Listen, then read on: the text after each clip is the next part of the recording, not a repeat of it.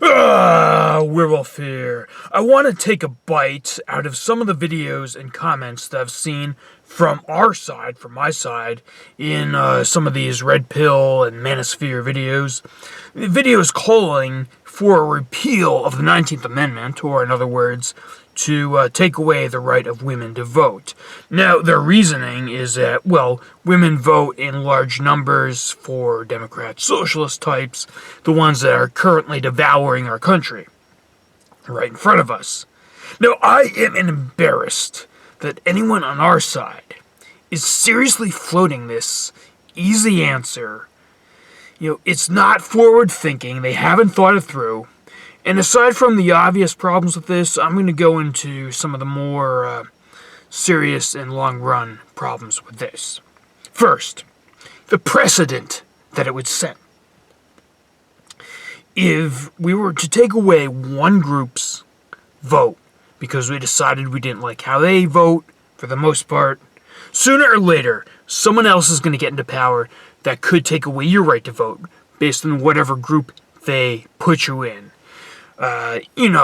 They could say white males have created all these problems, so let's take away the right of white men to vote. They could make any group a problem.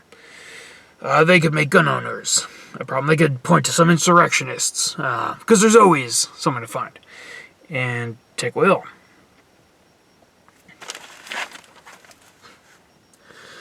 My second reason, this goes against the fundamentals of representative democracy. Either you have one where you don't.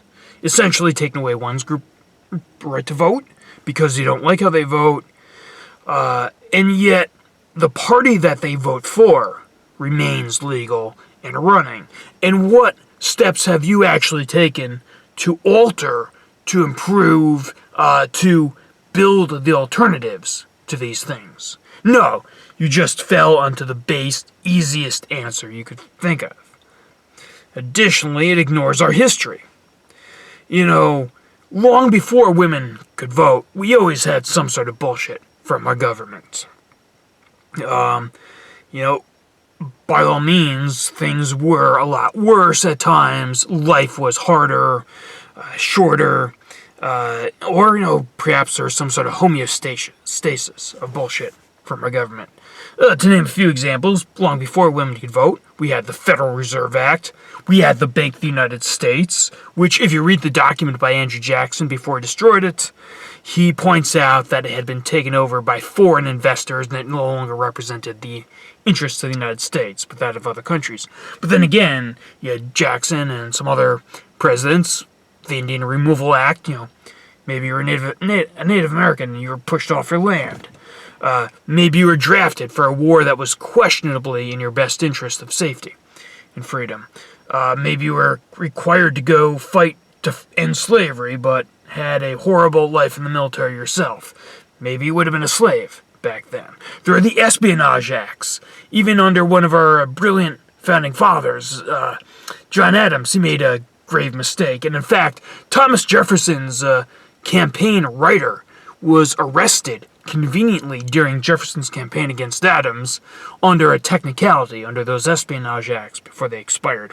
You had the income tax, the IRS, and property tax, just to name a few.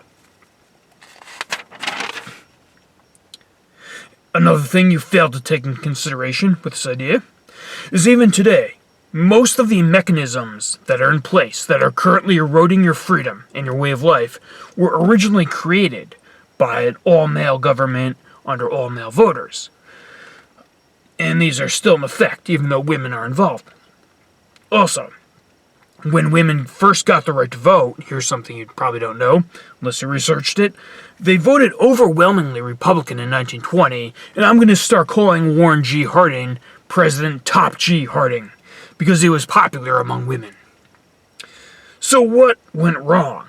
Well, it wasn't long before the socialists and the regressives took over our education system, Hollywood, the media, the entertainment system, to get below the surface, to influence our minds, shape the way we think, push us towards more of an emotional way. Look at every campaign what's designed for male and female is still largely emotional. They're not debating the nuances of the Federal Reserve or complicated issues, the devaluation of the currency. You'll never hear that during a presidential debate. It's too complicated for most people to wrap their minds around, including a lot of men, unfortunately.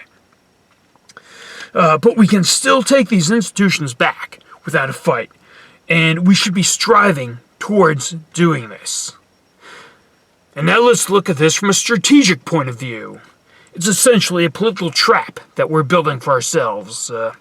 Let's take women that vote Republican or maybe just vote Trump. Maybe they're a Democrat for Trump. Look, if I were a woman and this were seriously floated, taking away my right to vote in the next election, I would actually vote for the opposite party in that election only to ensure the survival of my ability to vote for the right, for the conservatives in the long run. You see, I'm going to do what's in my best interest, as everyone should do. Do not rely on another group of men or women or anyone, even the ones that say they're there for you. You can never count on them. And now let's take the biggest voting bloc that's ignored and even kind of made fun of on the internet, the normie voter group, the one that most consistently shows up to vote, both Republican and Democrat. This will frighten the normies. How are you going to present this idea to them? You know, you're going to have a lot that cross over from your side because of this. And this should be struck down by the Supreme Court. Look, this is a losing proposition. It's our own trap that we're building for us if we entertain the idea any further. And what we should be doing is saving that energy, using that energy to campaign, to get involved, to do anything we can to improve our culture, our way of life, whether we succeed or fail. You know, sometimes, like I say, it's the people that made their final stand and failed that are remembered. You know, but keep trying and don't give up. Thank you for watching. If you like my content, subscribe, leave some comments, and until next time, life, liberty, and the pursuit of...